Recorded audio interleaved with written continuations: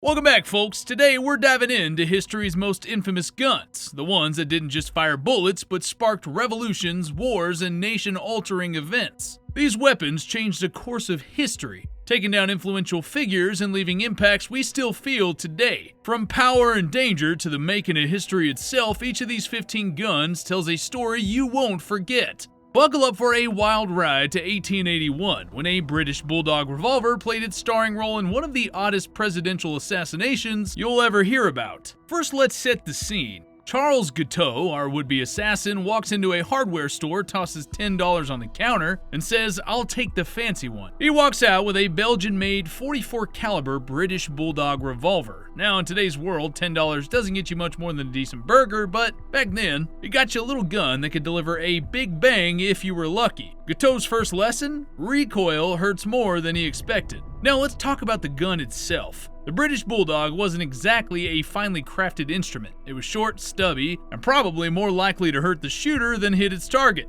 Anything past 60 feet and you'd be better off using the gun as a paperweight. But Guiteau, he got up close. Real close. Why'd you do it, you ask? Well, Guiteau, an attorney, felt he was owed a government job for a few speeches he made in support of Garfield during the 1880 presidential campaign. Oh, and let's not forget, his own family tried to commit him to an asylum, but Guiteau pulled an escape act that'd make Houdini proud. Can't say I haven't had a few relatives I wish I could Houdini myself out of. But anyways, here's the tragic part. Garfield didn't die right away. He fought for 80 days. 80 days of what historians lovingly call medical malpractice with a side of incompetence. The doctors couldn't find the bullet, but they were damn good at spreading infections. It's like they were trying to start a lawnmower instead of treating a president. And Guiteau? Well, he got his due. In 1882, he was sentenced and hanged. As for the infamous British Bulldog revolver, well, it was donated to the Smithsonian and then naturally, well, got lost. Yep, you heard me right. The Smithsonian lost one of the most infamous guns in US history. Honestly, Smithsonian,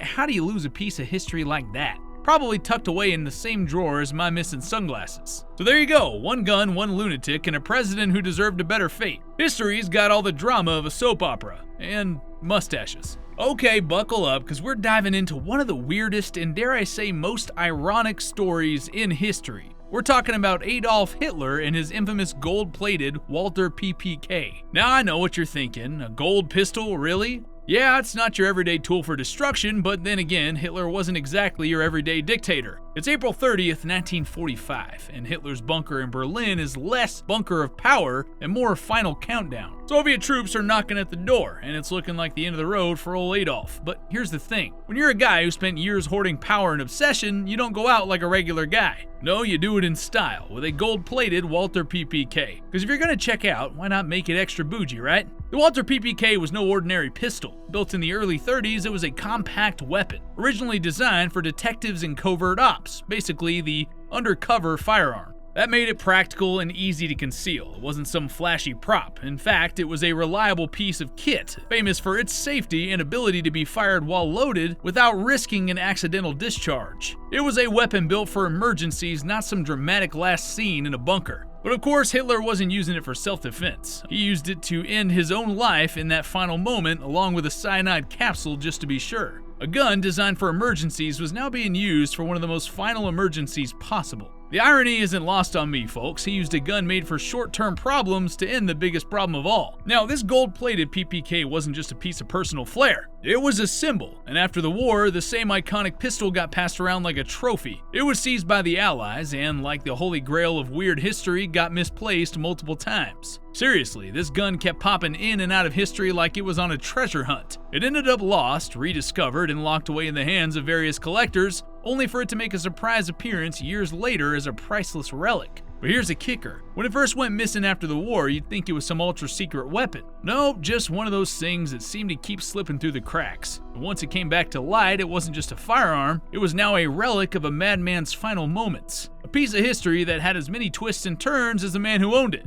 So the next time you hear something about historical artifacts, just remember, the gold-plated PPK isn't just a weapon, it's a story, a reminder of a dictator's end, and honestly, an object that made its way through history in a way only something this absurd could.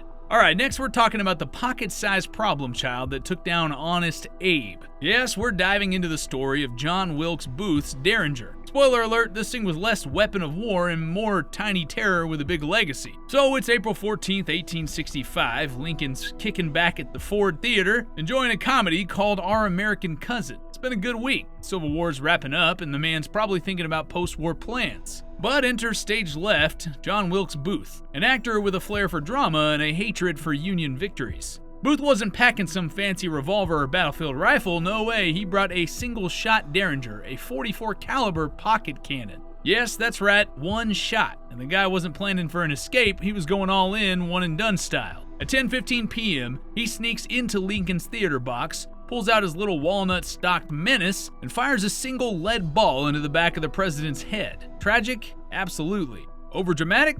You bet. Now, Booth's Derringer wasn't just small, it was tiny. 5.87 inches of wood and steel. It could fit right in your pocket next to your handkerchief and a bad idea, but don't let its size fool you. This thing could still pack a punch, which Booth proved in the worst way possible. Fast forward to modern times, and it's where it gets weird. In 1997, 132 years after the assassination, some career criminal claimed his gang had swiped the original Derringer back in the 60s and replaced it with a fake. And enter the FBI doing what they do best, busting myths and catching bad guys. Their special photographic unit compared old-timey photos of the gun with the one on display. It turns out, the grain patterns in the walnut stock, pit marks on the barrel, and the crack in the forestock matched perfectly. Booth's gun was the real deal. But here's the thing, it's not just the Derringer that fascinates people, it's the what-ifs. What if Booth hadn't pulled the trigger? What if Lincoln had lived long enough to oversee Reconstruction? We'll never know, but looking at this little gun, you can't help but think about how history can pivot on a single devastating moment.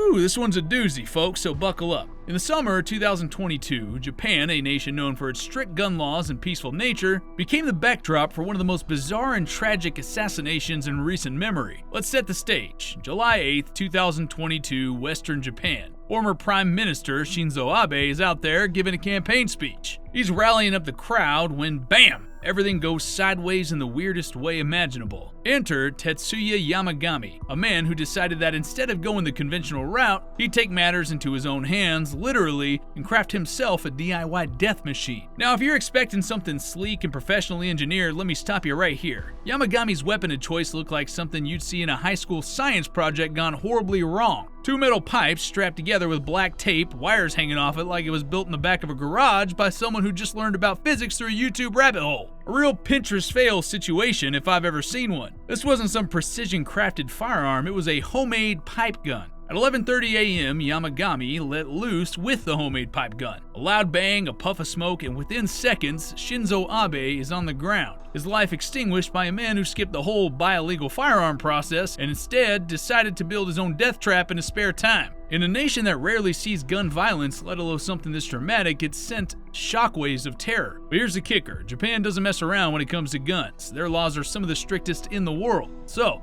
what does Yamagami do? He says, forget that, and puts his hands to work crafting a crude weapon. When the police raided his home, they found a DIY arsenal of zip guns. Stuff that looked like it came straight out of a DIY survivalist's dream. If there was ever a Mythbusters episode for homemade guns, Yamagami would have been the guest star. Now let's talk about the gun itself. Experts didn't exactly swoon over the design, it was crude to say the least. There were no smooth edges or slick components, in fact it looked more like a chaotic jumble of metal and tape. As if the weapon had been held together by nothing more than a bad idea and a whole lot of determination. The thing probably wouldn't pass a safety check on the worst day at the gun range, but hey, Yamagami managed to make it work for what he intended. Homemade guns, those zip guns aren't new, of course. Prisoners have been making their own firearms for years, crafting weapons out of whatever they can find. In fact, in World War II, Filipino resistance fighters were doing the same thing, building pipe guns to fight against the Japanese. But Yamagami's particular creation wasn't something you take pride in showing off. It was, in a way, the ultimate symbol of desperation and misplaced ingenuity. A man so determined to make his own mark that he constructed his weapon at home, bypassing Japan's incredibly tight laws in the most reckless way possible. So there you have it, a tragic tale of a homemade pipe gun, would-be assassin, and the shocking end of one of Japan's most influential leaders. Sometimes history is written by bizarre, poorly thought out choices, and this one is no exception.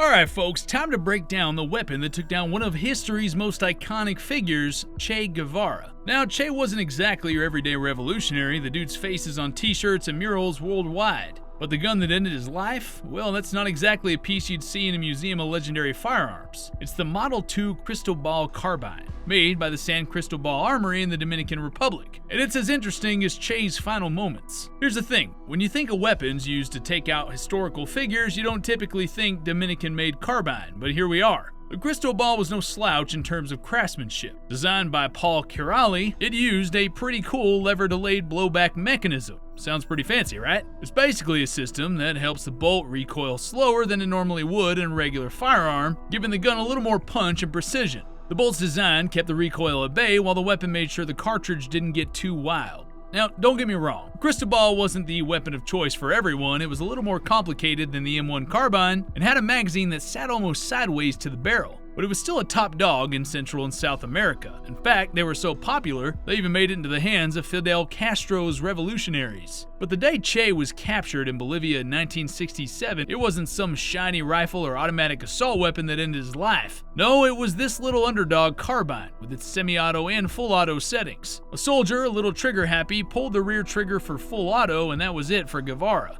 Here's a kicker. Che was taken alive at first, but the plan was to show the world they weren't going to keep him around for a trial. The soldiers weren't just looking to take him out, they wanted to make sure that the man who had fought for global revolution was not going to inspire the next generation of freedom fighters. Though the Cristobal wasn't just some cheap military-grade tool, it was the symbol of the conflict Che had fought and ultimately lost. In the end, this is the kind of weapon that history remembered, not for its looks or name, but because of what it represented.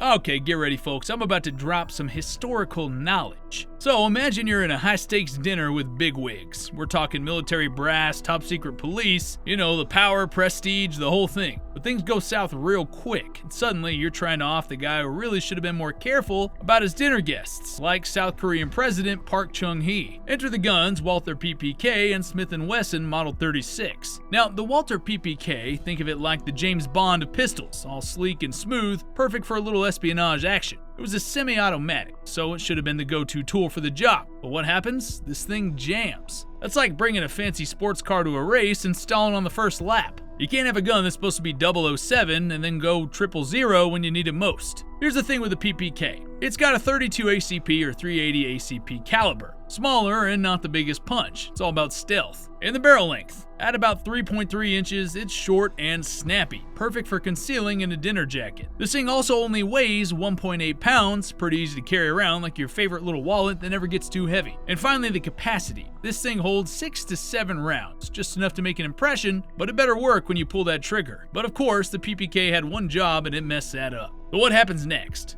Kim Jae-gyu doesn't panic. No, he does what any good backup plan calls for. He grabs the Smith & Wesson Model 36, the workhorse of revolvers. And let me tell you, this thing's about as reliable as your dad's favorite pair of boots. Doesn't need to be flashy, it just gets the job done. Well, let's talk about that reliable old revolver. No semi-auto tricks, just good old dependable firepower. Here's a breakdown. For caliber, we got 38 Special. The thing's got a bit more oomph compared to the PPK, delivering a solid punch when needed. It's got a barrel of 1.87 inches, small and compact, easy to stash away, but still packs a punch like your dad's jokes at a family reunion. And it weighs just 1.5 pounds, light enough for quick action, but heavy enough to know it means business. And last to say, but not least, this thing holds 5 rounds. So, PPK tries to do the job all slick-like, but ends up stalling out. Then the Smith & Wesson Model 36 comes in. Dependable and bam, headshot. Moral of the story, well, sometimes the fancy stuff doesn't cut it. You just need good old-fashioned reliability. Or in dad terms, always go for the truck that gets you to the barbecue,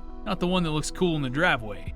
Okay, I'm gonna take you on a little history lesson with a side of rifle facts. So, there's this fella, Jose Rizal, true hero in the Philippines, smart, kind, and a little too ambitious for his own good. Unfortunately, being a hero in a place where you're not exactly in charge has its consequences. Fast forward to 1896, and Jose is about to meet an untimely end in a pretty dramatic way, courtesy of a Mauser Modelo 1893. Now, this ain't your everyday hunting rifle, oh no. This bad boy was a game changer for its time. You see, in the late 1800s, the Modelo 1893 Mauser was the Ferrari of rifles. Sleek, fast, and deadly. Imagine you're the Spanish army and you've got a rifle that's lighter and faster than most of the rifles out there. And you're thinking, this is gonna make those revolutions a little more tricky. Here's a rundown on this sleek piece of weaponry. It's got a 7x57mm Mauser caliber, This round packs some serious punch, a 173 grain bullet flying at about 2,296 feet per second. Yeah, that's like hitting a target with the power of a speeding truck.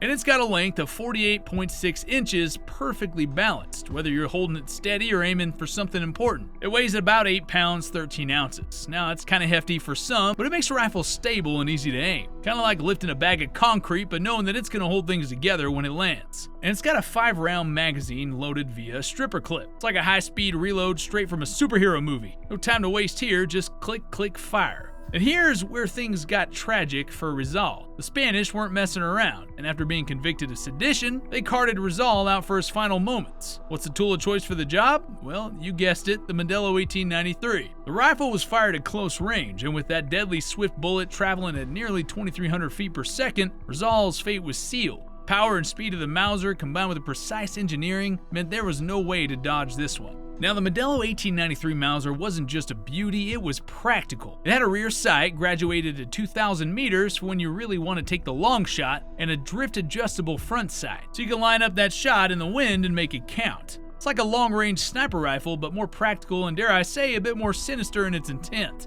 Well, there you have it, folks, the Mauser Modelo 1893, a rifle that went from being a tool of war to playing a role in the last moments of one of the Philippines' most revered figures. In the end, this rifle wasn't just about the shot, it was about the sheer power and speed that history can deliver, sometimes in the blink of an eye, and in dad terms, when you pull the trigger, you better hope the right thing happens. Or like your barbecue sauce, it's gonna be messy. Now, let's talk about the Iver Johnson Arms and Cycle Works 3rd Model Safety Automatic. A gun that's got more history than most of us have got years on this earth, and a bit of an infamous reputation. This is the little revolver that went on to play a pivotal role in the assassination of President William McKinley in 1901. Yep, one of the smallest, most unassuming little guns had a hand in bringing down a sitting US president. Now, let me tell you, this wasn't your typical James Bond style weapon. The Iver Johnson 3rd Model was a compact double-action revolver, chambered in .32 S&W. That's a pretty small round, definitely not packing the punch of a .45 or anything hefty like that. But what it lacks in size, it made up for in sheer surprise and closeness of action. Here's a quick rundown of the specs that made this pocket-sized piece of history so noteworthy. First, the caliber. Again, .32 S&W, small but deadly. It's got enough velocity to make an impression even if it doesn't break any records in the power department. And at its length, well, it's a compact break-top revolver, and with it weighing in at just a pound, you could hide this thing in your pocket like it was your favorite pair of jeans. It was double action with the ability to fire in single action mode for a more precise shot. It's a little quirky, but that's part of its charm, and maybe the reason why it worked for a guy like Leon Salgaz, the man who shot McKinley. And man, this break-top design lets you load and unload quickly, which is important when you're not exactly a trained assassin, but still determined to make your,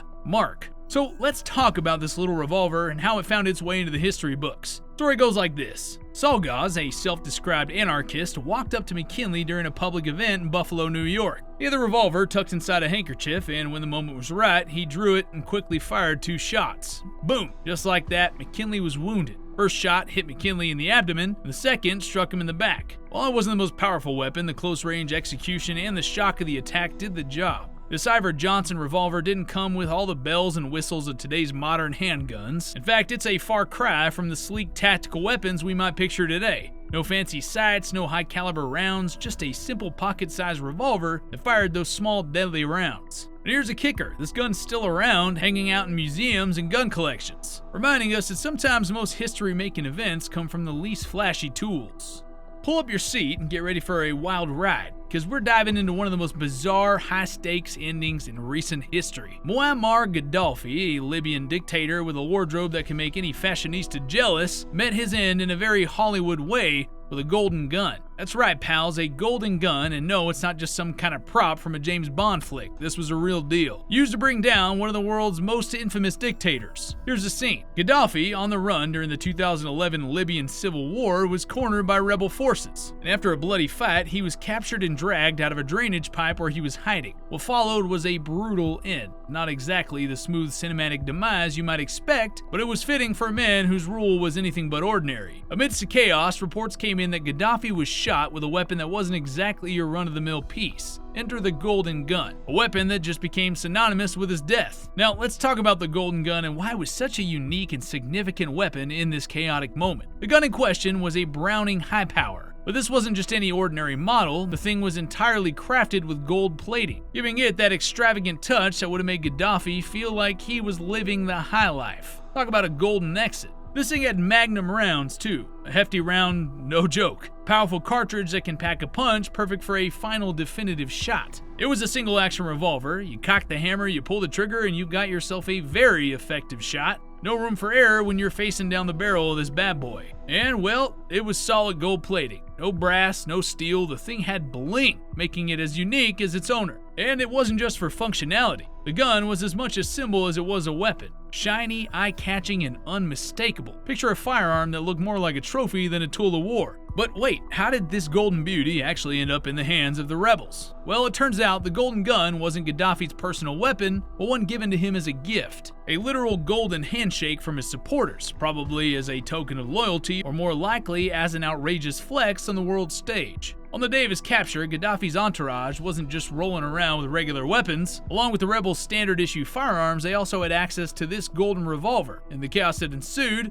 the gun was reportedly used to take out Gaddafi as he was being dragged out of hiding. Now, whether this golden gun directly caused Gaddafi's death or simply symbolized the brutal end of his reign, it became a major talking point. The spectacle of a dictator being taken down with something so lavishly impractical yet deadly turned the weapon into a piece of history. The golden gun, like Gaddafi himself, became a symbol of excess and opulence in the face of brutal reality. So there you have it. The golden gun may have looked like something straight out of a Bond movie, but in the real world, it was the last thing that sealed the fate of a man who'd been in power for over 40 years. It's a weapon that's now part of modern history, tied to the fall of one of the most controversial leaders of the 21st century. In dad terms, sometimes you get the golden touch, but it ain't always the shiny stuff that'll save you in the end. Sometimes it's about how well you can handle the heat when the moment comes.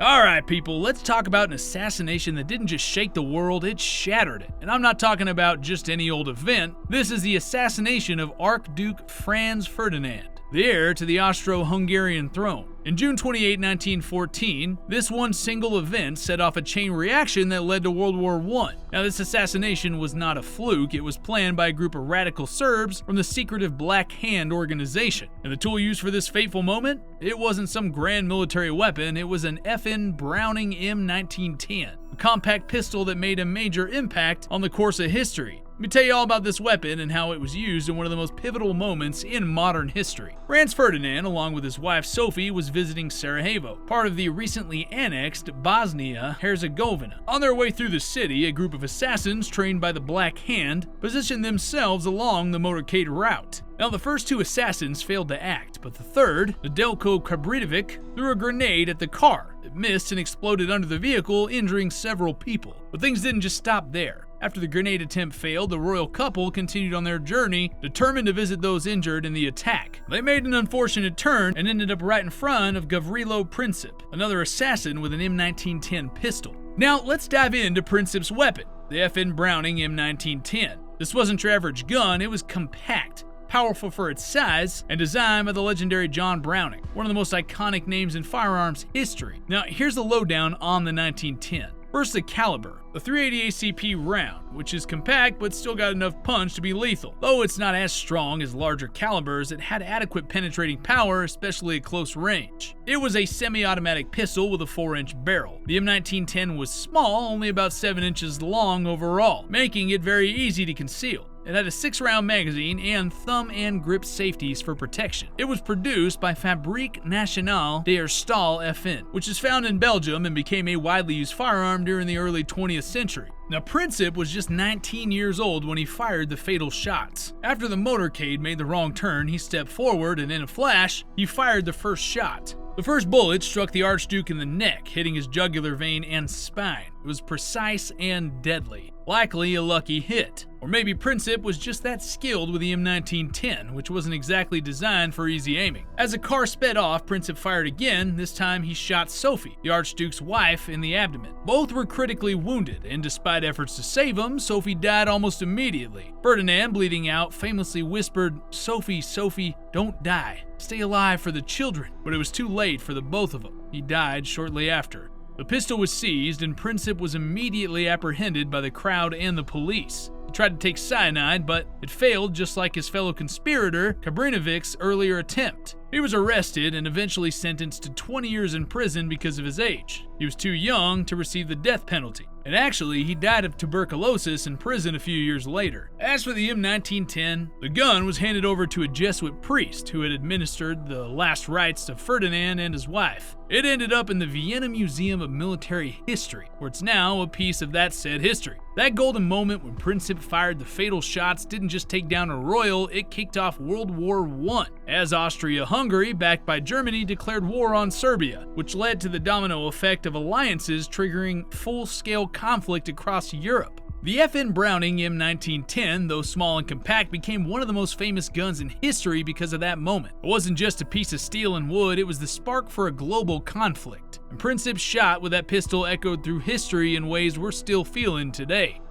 Let's talk about one of the most high-profile operations in recent history, the death of Osama bin Laden. You might have seen the photos, read the reports, and heard the rumors, but let's break down the weapon that helped bring an end to the man behind 9/11. On May 2nd, 2011, the U.S. Navy SEALs, specifically DevGru, formerly known as SEAL Team 6, stormed bin Laden's compound in Abbottabad, Pakistan. They had one mission: eliminate the terrorist mastermind, and they did it with an incredibly reliable high-performance rifle, that's the HK416. The HK416 is a German-made M16 type assault rifle, designed by Heckler & Koch. It's a 5.56mm rifle used by several militaries, including the U.S. military's elite Special Operation Forces. Now let's break down how the HK416 was used during the bin Laden raid. As SEALs breached the compound, they knew they had to be quick, precise, and deadly. Bin Laden was reportedly hiding in a room with his wife and children, and it's said that he was unarmed at the time of the raid, but when SEALs entered, bin Laden reportedly resisted, so the team didn't hesitate. The SEALs used a double tap, a term for 2 rapid, controlled shots to the head to ensure bin Laden's immediate incapacitation. This method is particularly effective because it minimizes the chance of the target surviving and reduces the risk of collateral damage in a close quarters situation. And the result was 2 5.56mm rounds fired from the HK-46, hitting bin Laden in the head, taking him down in an instant. The accuracy and lethality of the weapon ensured that the job was done swiftly and the mission remained a success. So there you have it, the HK416, a reliable, precise, and highly durable rifle, which helped the US seal the fate of one of the most notorious terrorists in history. Now next we've got the Baretta M1934, the little gun that took down one of the most influential figures in history, Mahatma Gandhi. I'm not gonna sugarcoat it, this was an assassination that sent shockwaves through the world. And the weapon that did the deed, well, it was a compact, no-nonsense piece of Italian engineering, the Baretta M1934. So, let me paint you a picture of this gun. This Baretta is like the pit bull in a small package. Compact, deadly, and designed to pack a punch without anybody noticing.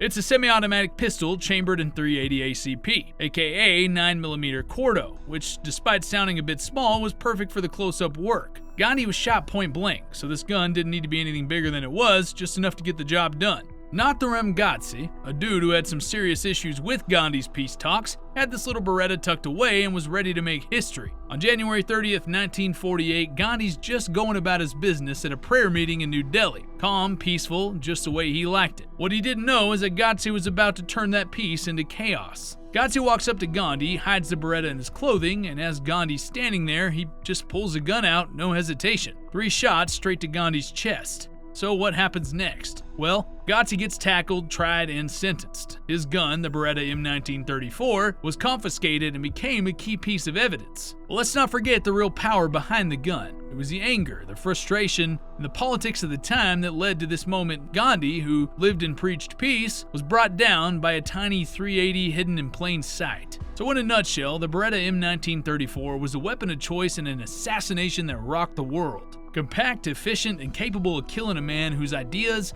shook the very foundation of modern India. One shot and history was changed forever. Let's talk about how that fateful Carcano Fucili de Fanteria Mod 9138, that ugly little Italian war surplus rifle, played a role and one of the most impactful moments in U.S. history, the assassination of John F. Kennedy. Don't let the Italian name fool you, this rifle is far from glamorous. It's a bolt-action carbine that's more about functionality than flair. Oswald's rifle, the Carcano Mod 9138, was a 6.5 by 52mm piece of work with a 6-round capacity. It was lightweight, sturdy, and perfect for the long-distance shots Oswald needed to take from that 6th-floor window of the Texas Schoolbook Depository. Well, let's talk about that day, November 22nd, 1963, a crisp Texas morning. JFK was in his motorcade, waving to crowds in Dealey Plaza, heading towards a speech. Motorcade was moving slow at 11 miles per hour, as JFK and his wife Jackie smiled and waved. Oswald was waiting up on the 6th floor of the Texas Schoolbook Depository, rifle in hand. Motorcade made its way towards him, Oswald took aim, and at 12:30 p.m. he fired his first shot and missed. No harm done. But Oswald wasn't going to let that stop him. He worked the bolt, quickly reloaded, and fired again, this time hitting the president. Just 2.3 seconds later, the 3rd shot rang out, which was the finishing blow. The Carcano Mod 9138 was cheap, accessible, and effective. In fact, Oswald ordered it for $19.95. Not a fancy sniper rifle, just a simple war surplus gun fitted with a scope. 2 shots from this Italian-made carbine, and the course of U.S. history was altered forever. JFK was gone, and the world was left wondering why. Emiliano Zapata, one of the most influential figures in the Mexican Revolution, was killed on April 10, 1919, in a well-orchestrated ambush by government forces. The details of his assassination, involving multiple rifles, are both tragic and emblematic of the violence surrounding the revolutionary period. Zapata, the leader of the Zapatista army and a symbol for the fight for agrarian reform, had been a constant thorn in the side of various Mexican governments, including those led by Francisco Madero, Victoriano Huerta, and Venustiano Carranza. He had never aimed to take control of the central government, but instead focused on redistributing land and empowering the rural poor. By 1919, after years of guerrilla warfare, Zapata remained a significant force in Morelos, a state in southern Mexico. On that fateful day in April, Zapata was lured to a ranch house in the town of La Jolla, near the city of Cuernavaca. This was under the pretense of negotiating a truce. He was ambushed by government forces led by General Jesus Guajardo, who had defected from the Zapatistas and now sided with Carranza's forces. As Zapata and his men entered the ranch, a well-placed sniper team opened fire from concealed positions. The rifles used in the assassination are believed to have been a combination of Mauser rifles, which were standard-issue military weapons at the time, and Winchester repeating rifles, which had commonly been used in earlier conflicts, especially in rural guerrilla warfare. Zapata's assassination was carried out using several rifles in coordinated attacks. First being the Mauser Model 1895. The Mexican government's military forces were heavily armed with Mauser rifles, which were known for their long-range accuracy. These rifles had 7mm cartridges, and their powerful ammunition was capable of causing some very serious damage. The Mauser would have been used for its initial shots that hit Zapata, likely from a distance, as the sniper team took aim from hidden positions. Following that was the Winchester Model 1894. This Winchester repeating rifle was commonly used by both sides during the Mexican Revolution. Known for its quick reload capacity, this weapon would have allowed for rapid-fire shots from close range. Believed that the Winchester was used by men hiding in nearby buildings, providing a close-range follow-up to the Mauser shots. The combined fire from these rifles was overwhelming. Zapata, who was shot multiple times, was killed almost immediately. After the initial barrage, Zapata's body was left exposed for several hours, and his clothes had been preserved in an exhibit in Cuernavaca, providing a poignant reminder of the violence that led to his death. Zapata's death marked a significant turning point in the Mexican Revolution. His influence, particularly through the Zapatismo movement, lived on even after his death. His call for land redistribution and peasants' rights continued to resonate with many in Mexico, inspiring movements such as the Zapatista Army of National Liberation in Chiapas in 1994. Though the government was successful in ambushing and assassinating Zapata, his ideas and legacy remained potent, making him one of the most enduring revolutionary figures in Mexican history. Let me tell you how President Luis Miguel Sanchez Cerro met his end, in true Buck Tanner style, where history hits hard and fast. Now this guy, Sanchez Cerro, well, he wasn't your average political figure. He rose up the ranks, became the president of Peru after a military coup in 1931. Strong-willed, controversial, especially when it came to dealing with the country's political turmoil, but like most guys who play hardball in politics, he had plenty of enemies, especially those who didn't dig his authoritarian style. That's where things get real interesting. On April 30th, 1933, in Lima, President Sanchez Cerro was out doing his thing. making an appearance in a public square. Now, this wasn't just some casual stroll, this was his usual routine, trying to project power, and you can bet he wasn't worried about anyone sneaking up on it. Enter Vicente Villanueva, a young man with a vendetta. This wasn't some street thug, this guy had beef with the regime and had spent years stewing over Sanchez Cerro's rise to power. He was a militant with some serious guts and a chip on his shoulder, and he wasn't just gonna stand by while Sanchez kept shaking things up. So, what does he do? He pulls out a Browning FN 1910 semi-automatic pistol. Now, this beauty, manufactured by the Belgian company Fabrique Nationale, was a weapon with some serious precision. 380 ACP round, small but deadly 6-round magazine, sleek design, and it packed a punch. Villanueva approaches the president in the Plaza de la Bandera as he's casually shaking hands with his constituents. 2 shots, and just like that, Sanchez Cerro is down for the count. In the aftermath, Sanchez Cerro's death wasn't just a tragedy for Peru, it was a message. It sent a ripple through the country that authoritarian rule doesn't last forever. And the assassin? Well, he didn't make it too long either. Villanueva was caught immediately after the shooting and executed by firing squad a few days after that. But here you go, kiddos. These guns forever altered history, proving that sometimes a single shot can change the course of nations. Like, subscribe, and hit that little bell thingy for more historical content. Or better yet, click the next video to your right. Catch you later. Stay sharp out there.